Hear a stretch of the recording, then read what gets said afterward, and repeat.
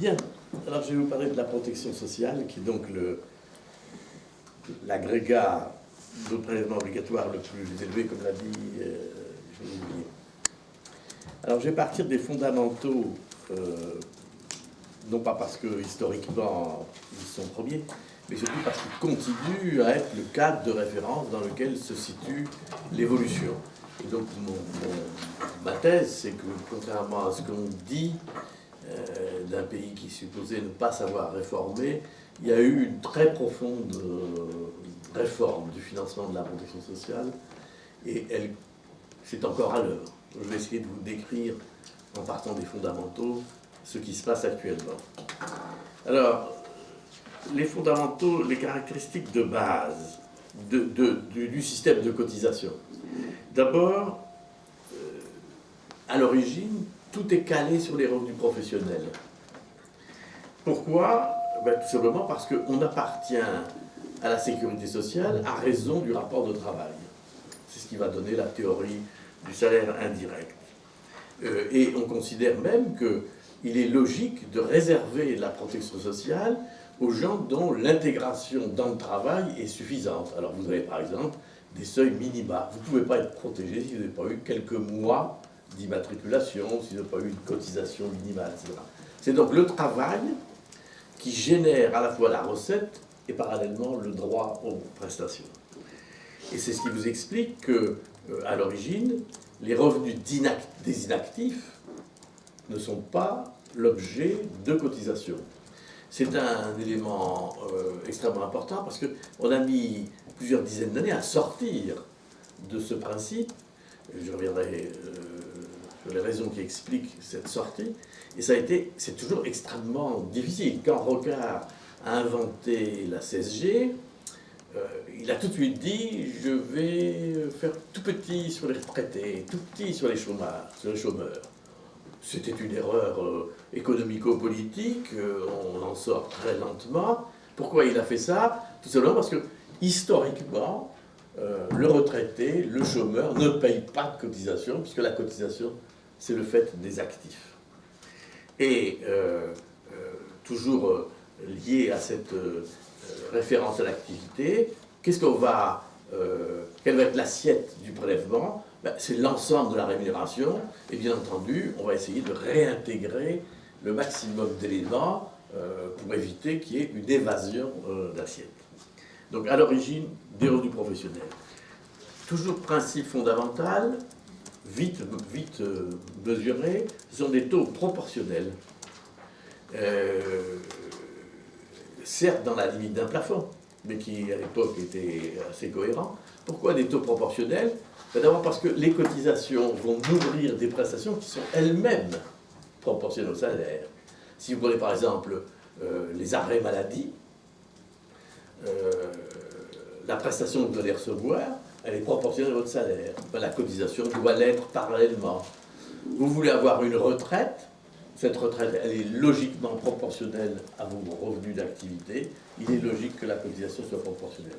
Alors pour des raisons historiques et politiques, il y avait un plafond qui faisait que les gens qui étaient très aisés payaient moins. On avait donc un taux qui globalement était dégressif avec le revenu, mais c'est plus une entorse limitée à la règle de base. Et la règle de base, c'est la proportionnalité. Alors les cotisations dès l'origine, et ça marque encore notre pays, sont partagées entre le salarié et le patron. Alors, il y a les cotisations salariales, les cotisations patronales. En gros, la clé est de l'ordre de 80-20, en général. Et c'est extrêmement important, ça traduit une certaine philosophie du salaire indirect, mais ça montre qu'au fond, les deux parties dans l'entreprise, certes de façon inégale, mais les deux parties doivent apporter les cotisations. Et il n'y a que deux exceptions à ce principe, les accidents du travail, parce qu'on considère que c'est la responsabilité de l'employeur, donc il paye tout, et il n'y a pas de raison que le travailleur paye une cotisation pour un dommage qui lui est provoqué à l'intérieur de l'entreprise, et les prestations familiales parce que le patronat chrétien qui a lancé les prestations familiales bien avant 1945 tenait à garder cette branche à l'intérieur d'une mouvance idéologique très, très typée. Enfin, la part des cotisations payées par le salarié est très comptée. Donc le salarié, il ne voit rien du tout. Il ignore la plupart du temps que le patron paye la plus grosse partie des cotisations, et il ne voit pas sur sa feuille de paye, ou il ne voyait pas sur sa feuille de paye le précompte. Enfin, dernier élément fondateur, les cotisations sont uniformes. Toutes les entreprises et tous les salariés payent en gros le même taux. Et on ne se préoccupe pas de la taille de l'entreprise, est-ce qu'elle est utile, inutile, avec forte valeur ajoutée ou pas, est-ce que le salarié est pauvre, misérable, actif ou pas. Tout le monde est traité pari passu. Avec une exception, mais qui est extrêmement faible, c'est le taux de cotisation des accidents du travail qui varie, tout simplement parce qu'on va tenir compte de la sinistralité dans l'entreprise. Si vous êtes une entreprise où il y a énormément d'accidents du travail, vous allez avoir un taux plus élevé, et c'est considéré comme étant d'ailleurs assez vertueux en termes de prévention. Ça, voilà les 5 fondamentaux d'origine de notre système. Alors ces recettes financent, et il faut s'en souvenir, des budgets qui ne sont pas limitatifs.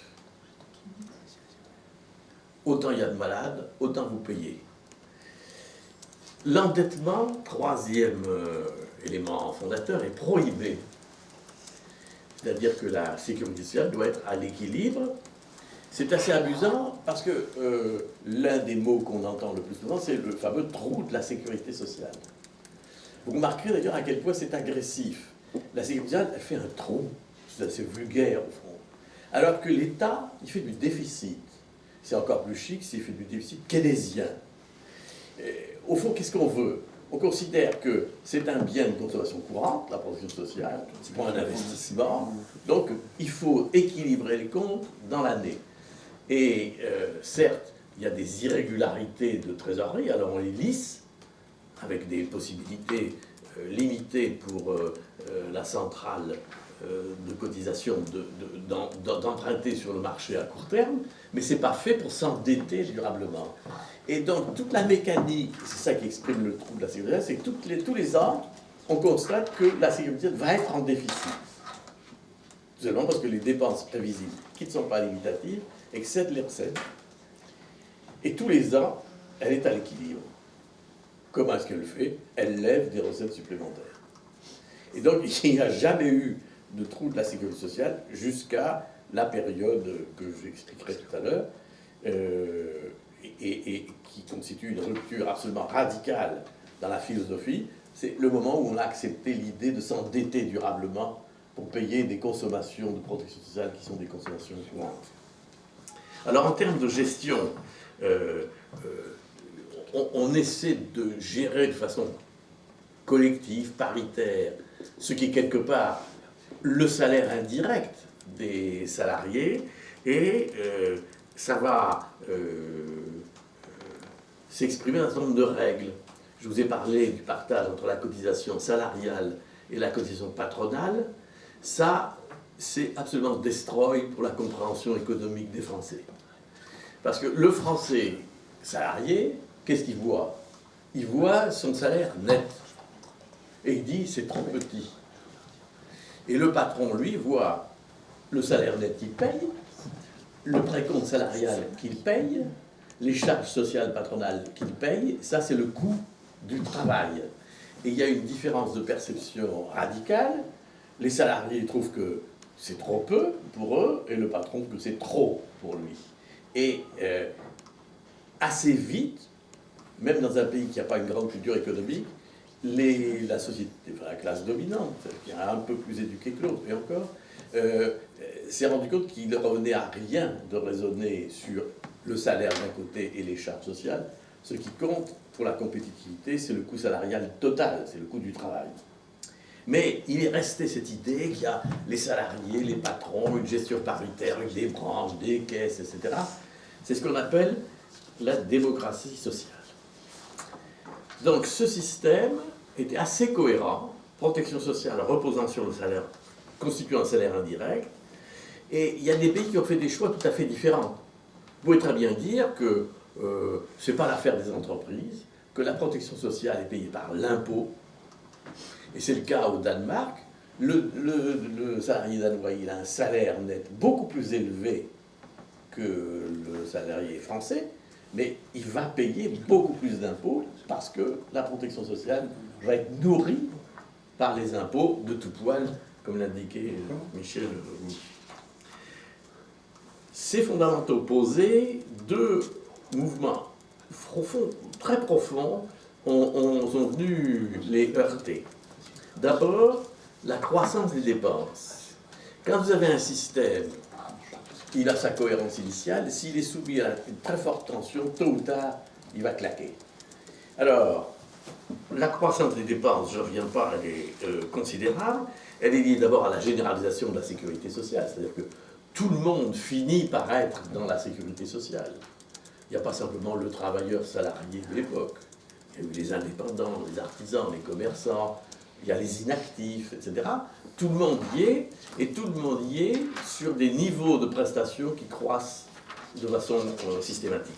Et ce mouvement est toujours à l'œuvre. Par exemple, les patrons et les partenaires sociaux ont signé il y a quelques mois un nouvel accord que je trouve très mauvais, mais ils l'ont signé, donc il est de droit, et il a été réintégré par voie législative. C'est un accord qui rend obligatoire pour les salariés la protection maladie complémentaire. Je considère que c'est une aberration, c'est de l'argent fichu sur l'air, mais ça a été voté. Le mouvement de généralisation s'étend. Plus personne n'est étranger à la sécurité sociale, ce qui est assez légitime. Le problème est de savoir jusqu'où. Et puis, non seulement tout le monde y est, mais sur des niveaux de plus en plus élevés. Alors, la caractéristique numéro 1 de la grande histoire de notre protection sociale, c'est que jusqu'en gros les années, allez, disons 80, début des années 80, tout augmentait. Le niveau de protection augmentait, sauf les prestations familiales. C'est comme cette indexée sur les prix, elles perdaient de leur valeur. Mais les retraites, ça a été considérable, la croissance des retraites. Ça fait d'ailleurs qu'il n'y a plus de... Enfin, la France pauvre des années glorieuses, c'était les vieux. Maintenant, c'est l'inverse. Les personnes âgées sont proportionnellement aussi riches globalement que le reste de la société, et il y a moins de personnes âgées pauvres que d'actifs. Par exemple, chez les personnes âgées, vous avez 9% de pauvres. Chez les femmes isolées qui ont des enfants à charge, vous en avez 35% qui sont pauvres. Pourquoi? Parce que là, considérablement développé la fonction vieillesse, les retraites. Et puis vous avez l'assurance maladie, qui elle explose avec un taux constamment supérieur à l'évolution du PIB, tout simplement parce que la consommation médicale s'est développée avec de nouveaux médicaments, un appareil hospitalier extrêmement sophistiqué. Il faut bien se souvenir qu'en 1945, quand on parlait de l'assurance maladie, c'était fondamentalement les arrêts maladie. Les dépenses de soins, c'était très faible. Quand vous étiez malade, vous aviez quoi? Une visite chez le médecin de temps en temps, il vous donnait un sirop, une claque sur la joue, et c'était terminé. Maintenant, au moindre épisode de maladie, vous avez une visite, des examens de biologie, de radiologie, on vous hospitalise. C'est très bien tout ça, je ne conteste absolument pas, et c'est évident. Seulement, ça tire la dépense d'une façon considérable, et donc il faut que votre système de recettes, qui a été conçu en 45-47, suive. Et il va suivre, mais il va craquer, et il va être obligé de se remodeler. Vous ne pouvez pas imposer un rythme de croissance de la dépense très supérieur à celui du PIB sans remettre en cause ses fondamentaux. Alors, au fur et à mesure d'ailleurs que la nature de la dépense bouge, on réfléchit sur la doctrine qui la sous-tend. Par exemple, si vous dites tout le monde a droit à des prestations familiales, même les gens qui ne travaillent pas, je dirais même surtout les gens qui ne travaillent pas, est-il logique que la cotisation soit une cotisation assise sur le travail? Si vous donnez une protection sociale aux pauvres, après tout le RMI a été cela, est-ce que c'est logique qu'elle soit payée par la cotisation? Là, non. Et d'ailleurs, on a immédiatement fait payer par l'impôt. Et donc, on a une espèce de courant actuel de remise en cause, et si vous voulez voir les éléments les plus tangibles de ce débat, il faudrait que vous alliez sur le site du Haut Conseil du financement de la protection sociale, qui fait les analyses les plus complètes sur ces questions. Alors, d'une part, on a donc une formidable machine qui happe de plus en plus de matière, et deuxièmement, on se dit, mais ce prélèvement qui touche les entreprises dans leur globalité, est-ce qu'on ne pourrait pas l'utiliser pour faire autre chose? Ça, c'est encore une des perversités, on la voit dans le système fiscal, de gens trop intelligents. Et les gens trop intelligents sont fondamentalement les politiques et les technocrates. C'est les mêmes, d'ailleurs, généralement. Ils considèrent, normalement, un système de recettes, c'est fait pour avoir de la recette. Donc, le meilleur système, c'est un système simple, pas fraudable, qui n'aboutissent pas à des choses jugées inéquitables, etc. Et donc, c'est pas absurde de dire, ben, écoutez, voilà, vous avez une TVA à tel taux, tôt ou tard, le technocrate va vous dire, ça serait mieux si je différenciais les taux, si je voulais assurer la promotion des familles modestes en tenant compte du fait que, comme elles consomment plus de chocolat, il faudrait que le taux réduit de chocolat soit un taux réduit. Donc, ce que Michel a dit sur la TVA, vous l'avez sur la protection sociale. Si on lève tellement d'argent dans cette espèce de paquet qu'est l'entreprise, pourquoi pas l'utiliser pour réussir d'autres objectifs que la simple objectif de la levée de la recette. Et donc, on va se mettre à jouer sur le système de recettes pour poursuivre des objectifs qui ne sont pas simplement la levée de la recette. Alors, comment est-ce qu'on fait cette évolution absolument considérable? Alors, d'abord, on va accroître les cotisations sociales, qui étaient à l'origine 97-98% des prélèvements, c'était ça. Alors, comment on fait? Ben, c'est pas compliqué. Ça, c'est une chose merveilleuse dans les finances publiques, c'est que ce qui est difficile, c'est le premier mouvement, c'est le concept. Une fois que vous avez créé un impôt, aucun problème, ça s'augmente. Il faut vraiment être nul pour pas réussir. Donc, le problème, c'est le saut conceptuel. Et vous verrez que tout à l'heure, je citerai quelques sauts conceptuels importants. Donc, il faut augmenter les cotisations. Alors, qu'est-ce qu'on va faire? On va commencer par déplafonner. Je vous ai dit que la cotisation était assise à l'intérieur d'un plafond. En déplafonnant, vous avez plus de recettes, ça mécontente les cadres, notamment la CGC, mais comme on est dans une période d'euphorie financière et que les cadres se tirent bien du partage de la valeur ajoutée, on avale le déplafonnement. Alors qu'est-ce qu'on fait? On augmente les taux, de façon assez continue. On essaie, ça c'est un combat politique, de déformer la clé de partage entre le patron et le salarié.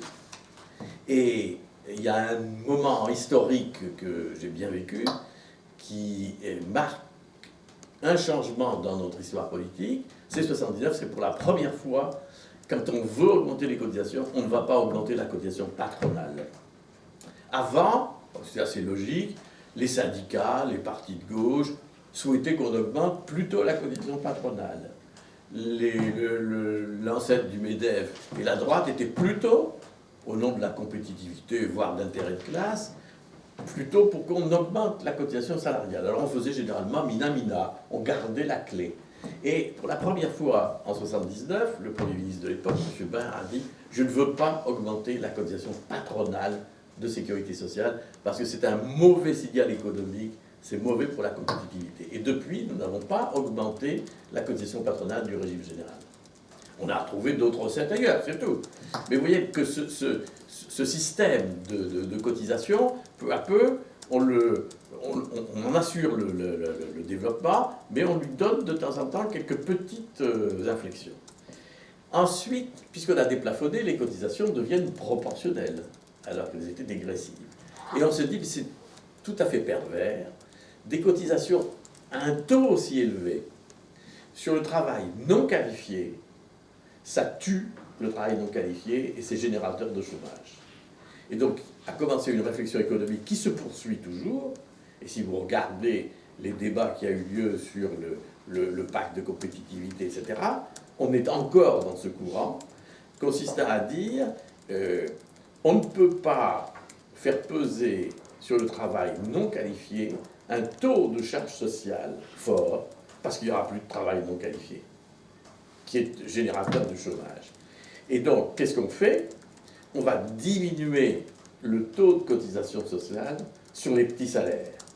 Et c'est un courant extraordinairement profond sur le plan idéologique, politique. Pendant très longtemps, il était porté par la droite au nom de la compétitivité.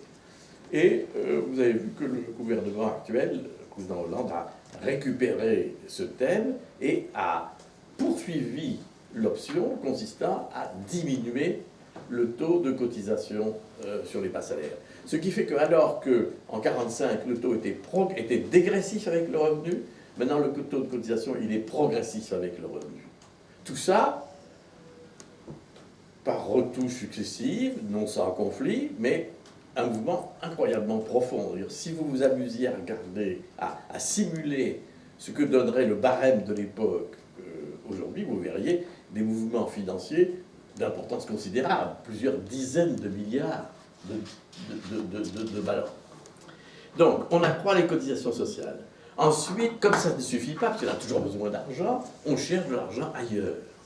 Alors ça, n'importe quel technocrate sait. C'est très simple, tout ce qui passe, vous taxez. C'est le principe. Alors on va commencer par faire les revenus de remplacement. Je vous ai dit, les revenus de remplacement ne sont pas imposés, enfin ne nourrissent pas de cotisation sociale. C'est complètement absurde, dit-on à un certain moment, alors que les retraites flambent, puisque avec les cotisations sociales, on améliore les retraites, c'est curieux que les retraités, on ne les fasse pas payer. Alors, un beau jour, on s'est dit, tiens, on va faire payer les retraités. Ça, c'est 79. J'étais avec Simone Veil à l'époque et j'étais très, très satisfait de cette opération. Sur le principe, on y va y aller mollo. Donc, petit taux, sachant que tôt ou tard, le taux montera. Et, génial, intuition, on va dire petit taux, mais les petits salaires, les petites retraites, paieront moins que les grosses retraites. Alors comment on a fait? On a tout simplement dit que le taux de cotisation sur le régime général serait de 1%, et le taux de cotisation pour les régimes complémentaires, notamment celle des cadres, serait plus élevé. Mais ce qui était important, c'était pas tellement la variation de taux, c'était d'introduire le taux. Parce que comme la fonction retraite se développe et que vous avez une matière imposable, magnifique, il suffit donc de créer le taux et de se dire qu'on l'augmentera, ce qui a été fait. Et puis, je me souviens très bien, à l'époque, en 79, j'avais beaucoup d'amis de l'autre côté, à gauche, qui m'avaient expliqué à quel point c'était scandaleux d'avoir fait une cotisation sur les retraites. C'était injuste, au nom des fondamentaux de l'époque. Et ils m'ont dit, on va supprimer ça quand on arrivera au gouvernement. Alors je leur ai dit, écoutez, probabilité extrêmement faible que vous le fassiez, je pense très probablement que vous feriez une cotisation sur les chômeurs. Et c'est bien ce qui s'est passé. C'est-à-dire qu'on n'a pas supprimé la cotisation sur les retraités, et on a créé un peu plus tard une cotisation sur les chômeurs. C'est pas un choix à droite et à gauche, c'est un choix. Vous êtes aux affaires, vous levez la recette, vous êtes dans l'opposition, vous critiquez la recette. C'est banal. Ayant moi-même navigué de droite à de gauche et vice-versa plusieurs fois, j'ai aucune gêne à vous raconter ce qu'est la réalité. C'est-à-dire, vous créez un concept et puis vous voyez comment ça se passe. Alors, donc, on a fait les mesures de l'ordre. Mais ça n'a pas empêché Rocard, quand il a créé la CSG, qui a été un acte tout à fait remarquable, c'est une recette remarquable d'intelligence, il a eu peur des réactions des retraités et des chômeurs, il a dit, allez, je vous épargne. Et depuis les chômeurs et les retraités, ils ont des taux trop bas. Mais comme nous, on a toujours besoin d'argent, eh ben, on essaie chaque fois, le directeur de la Sécu, il va voir, en disant, on ne pourrait pas augmenter un petit peu. Alors, on fait par petits bouts. Quand Raffarin m'a demandé de faire un rapport sur l'assurance maladie, j'ai arraché 0,3 points sur une partie des retraités au titre de la CSG. Mais il nous reste encore, alors, le directeur de la Sécu, qui lui est toujours en recherche d'argent, puisqu'on n'arrive pas à contenir la dépense, il dira, il y a quand même un gisement. Alors, le mot favori pour le budgétaire, que ce soit le budgétaire fiscal ou le budgétaire social, c'est il y a un gisement. Trouver des gisements. Donc, vous avez le gisement, c'est les revenus de remplacement. Ensuite, vous allez dire, je vais taxer le capital.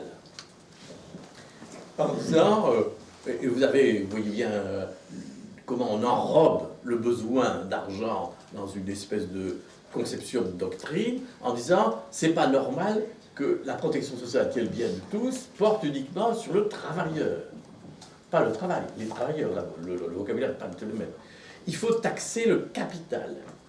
Et s'ensuit une querelle dont nous ne sommes pas sortis, qui est de savoir s'il faut taxer au titre de la protection sociale le capital autant que le travail, et personne n'étant d'accord sur l'état actuel. C'est-à-dire qu'il y a des gens qui considèrent, et je pense qu'ils ont plutôt raison, qu'actuellement le capital globalement est plus taxé que le travail. Mais il y a un gisement formidable. Les revenus du capital, c'est avec le développement de l'économie financière, une recette de plus en plus crédible. Et au bout d'un temps, on fait des petits bouts, on fait un petit peu sur les retraites, un petit peu sur les chômeurs, un petit peu sur le capital, un petit peu sur le revenu des actions, jusqu'à ce que Rocard arrive et dit je balaye tout ça dans une nouvelle contribution, qui est la CSG, qui est en gros de dire j'élargis l'assiette des cotisations. Et il a eu une intuition très, très, très pertinente. La preuve, c'est que la CSG est devenue un outil formidable qui croît à l'intérieur des recettes de la sécurité sociale et dont les gestionnaires de la sécurité sociale veulent à tout prix que personne n'y touche. Et c'est ce qui vous explique la réticence catégorique des sociaux, de certains d'entre eux en tout cas, à l'idée d'une fusion entre l'IR et la CSG. Parce qu'ils disent, nous, on a un bon système de recettes. Parce que notre CSG, elle est très généralisée, avec un taux relativement faible, alors que l'impôt sur le revenu, c'est un mauvais impôt. Il est trop progressif, il est mité par les dépenses fiscales, comme l'a indiqué Michel Bouvier tout à l'heure. Donc, là, c'est le problème, c'est la mauvaise monnaie qui va chasser la bonne. Donc, le directeur de la sécurité sociale, par exemple, il est généralement hostile, quelle que soit la qualité du directeur, à ce qu'on fasse cette fusion. Et en même temps, beaucoup de gens disent, ce serait pourtant l'occasion de rebattre les cartes une nouvelle fois, tellement l'impôt sur le revenu et la CSG ont dérivé avec des logiques contradictoires. Donc, qu'est-ce que vous faites? Vous avez accru les cotisations, vous avez mis des impôts sur tout ce qui pouvait passer à votre portée, vous avez à ce moment-là les impôts sur la consommation. Et l'un des grands combats des ministres de la Santé, c'est d'arracher au budget les impôts sur la consommation. Alors, il y a traditionnellement 3 gros impôts sur la consommation. Il y a le tabac, l'alcool et l'essence. Et les ministres de la Santé successifs se sont cassés les reins sur le carburant.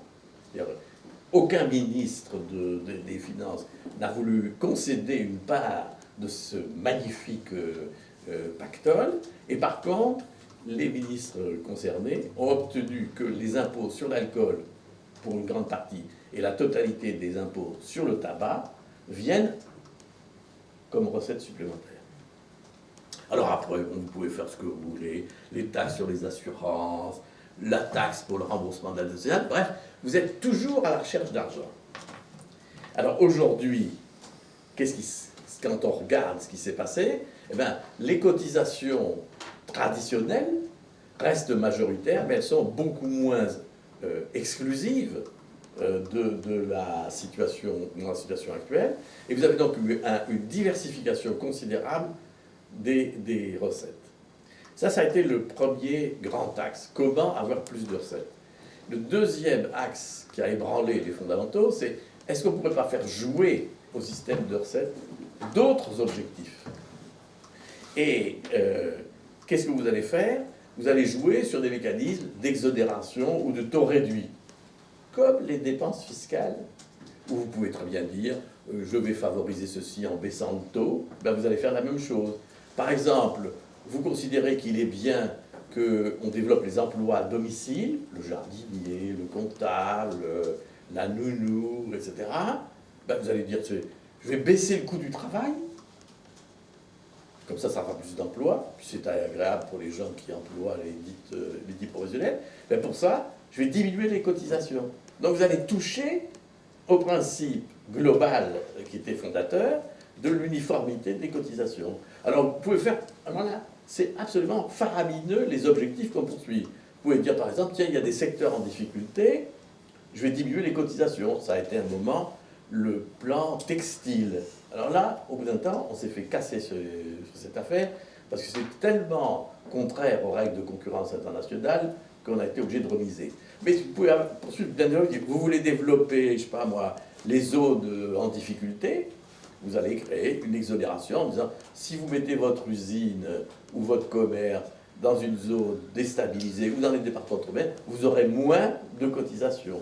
Et vous voulez à un moment développer le travail à temps partiel, ça c'était Martine Aubry, vous allez dire les cotisations seront plus faibles pour le travail à temps partiel. Et donc peu à peu, vous vous éloignez du principe sain, consistant à dire un système de recette est fait pour collecter de la recette, et il faut qu'il ne soit pas mité, il faut qu'il soit simple, avec assiette large, parce que c'est ça qui fait le rendement. Alors, d'un autre côté, comme on était dans une économie florissante, et qu'en plus ça fait plaisir, on multiplie les dépenses qui sont l'équivalent des dépenses fiscales. Alors, Michel disait 400. Alors, tous les gouvernements jurent tous qu'ils vont diminuer les fameuses niches fiscales. Et ils ont même inventé des règles qui, en termes de droit constitutionnel, sont curieux, du style, si vous créez une dépense fiscale, vous devez en supprimer une autre. Et bien, on a la même logique dans la dépense sociale. Parce que toute dépense sociale, toute atteinte au principe de l'unité, de l'assiette, etc., vous fait perdre de la recette. C'est certainement très intelligent pour poursuivre des buts, mais ça vous fait perdre de la recette. Et donc, le ministre chargé des comptes de la sécurité sociale, lui, il aimerait bien aussi éviter. Mais la logique politique, c'est au contraire de multiplier. Et chaque fois que vous essayez de faire régresser une dépense, crac, vous avez le boomerang. Alors c'est typique, un petit objet comme l'emploi à domicile, c'était assez illustratif, on commence par constater qu'il y a beaucoup d'emplois noirs. Les nounous, à mon époque, qui étaient les concierges d'ailleurs, c'était tout le monde noir. Au bout d'un temps, on dit non, faut pas. On va donc solvabiliser, normaliser tout ça, et au bout d'un temps, si vous normalisez, le coût augmente, tout simplement parce qu'il faut payer les cotisations sociales. Et donc, les ménages disent, c'est bien cher d'avoir une nounou, ou, je sais pas, moi, un répétiteur de piano, un jardinier. Donc, qu'est-ce qu'on va inventer? On va diminuer, je vais dire artificiellement, le coût de ces travailleurs en exonérant de sécurité sociale. Vous perdez de la recette, vous habituez les Français à un concept stupide qui est que la main-d'œuvre ne coûte pas cher. Dans notre pays, la main-d'œuvre coûte cher, tout simplement parce qu'on est un pays développé. Et je ne vois pas pourquoi il est absolument vital de considérer qu'un jardinier doit être payé coût complet, deux fois moins cher qu'un employé de mairie. Ça fait plaisir à l'usager. Et puis en plus, on dit, comme ça, il sera moins tenté, ce qui est vrai, d'aller au noir. Alors, vous créez une niche, vous faites une exonération, tout le monde est content. Au bout d'un temps, il faut trouver de la recette. Alors, le ministre du Budget, le ministre de la Sécurité sociale s'entendent pour dire on va ratiboiser cette niche. Alors, on propose de supprimer l'exonération. Alors là, hurlement de tout le monde. À commencer par la FEPEM, qui est la grande centrale syndicale employeur, sur les emplois à domicile et qui dit, regardez, c'est épouvantable, vous allez écrouler un des rares secteurs créateurs d'emplois. Alors ils font des calculs, des abacs complètement artificiels, mais tout le monde s'en fout parce que chacun fait les siennes, en montrant que si on diminue l'exonération de moitié, on va perdre 15 000 emplois, etc. Et donc il y a une querelle politique. Et si vous avez regardé le dernier budget français, le gouvernement avait fait avait essayé de rogner un peu sur cet avantage. Ben, il s'est cassé les reins sur sa majorité, bien entendu avec l'appui de l'opposition sur ce sujet, et qu'il a été obligé de rendre un peu. Alors il a essayé quand même de garder un petit peu, alors il a inventé un truc extraordinairement sophistiqué, consistant à dire je diminue l'exonération, sauf pour les parents qui emploient une assistante maternelle entre 3 et 6 ans de leur enfant et dans la limite de 30 heures. Alors, au bout d'un temps, les gens disent c'est compliqué le droit social. Oui, c'est compliqué. Parce que c'est le résultat, sur un petit truc qui vaut peanuts, à l'échelle des 500 milliards qu'on disait, il y a eu une querelle. Et donc, sur chacun des objectifs, vous voyez proliférer des tentations de créer des entorses au principe de l'universalité et de l'uniformité des taux. Alors, comme vous perdez beaucoup d'argent, qu'est-ce qui vous reste? Soit vous diminuez la dépense, on ne sait pas très bien le faire, soit vous augmentez les taux, et à ce moment-là, vous vous cassez sur le fait qu'en augmentant les taux, vous allez taper sur le coût du travail. Donc, c'est un pilotage extrêmement difficile, dont tout le monde voit bien qu'il serait plus aisé si on diminuait les dépenses. Mais là, c'est autre chose, c'est beaucoup plus difficile, même si les gouvernements successifs essaient de modérer la croissance spontanée des retraites, des dépenses d'assurance maladie, etc. C'est pas facile. Et donc, notre système de recettes, il faut qu'il avance. Alors, qu'est-ce qui s'est passé à un moment caractéristique? À force de tirer sur la corde, c'est-à-dire de ne pas maîtriser suffisamment la dépense, et devant l'impossibilité de lever la recette, on a accepté l'endettement. Et c'est un certain humour historique que ce soit un gouvernement de droite qui ait accepté la création de la dette sociale. Pourquoi? Parce que quand les gouvernements sont pris par la crise des années 90, ils estiment qu'ils n'ont pas de marge pour diminuer les dépenses, pour faire contribuer les ménages plus à l'assurance maladie, par exemple, et en même temps, économiquement, ils ne peuvent pas augmenter les cotisations, ni politiquement, ni économiquement augmenter les cotisations. Donc, qu'est-ce qu'on va accepter de s'endetter? Et on rompt avec un des derniers principes fondateurs que j'ai indiqué au début de mon propos. Alors, on a du remords, parce qu'on voit bien que c'est une erreur de conception. Et on va donc dire, on ne le fera plus. Bullshit. C'est comme, je crée un impôt, je n'augmenterai pas le taux. Personne, sauf le contribuable, n'y croit. Eh bien, c'est la même chose. Sur la dette, on a dit, bon, on ne peut pas faire autrement en ce moment, et regardez comme on est vertueux, on va tout de suite prévoir la recette pour payer la dette. C'est la CRDS, c'est un petit taux, tout le monde paye un petit peu pour étaler la dette, pour amortir la dette. Et on a dit, bon, voilà, c'est fini. Alors, le malheur, c'est que la crise aidant, les besoins, l'air du temps, etc. Bon, alors, on fait un petit coup de CSG, puis on en fait un troisième, et au bout d'un temps, quand même, l'énervement monte.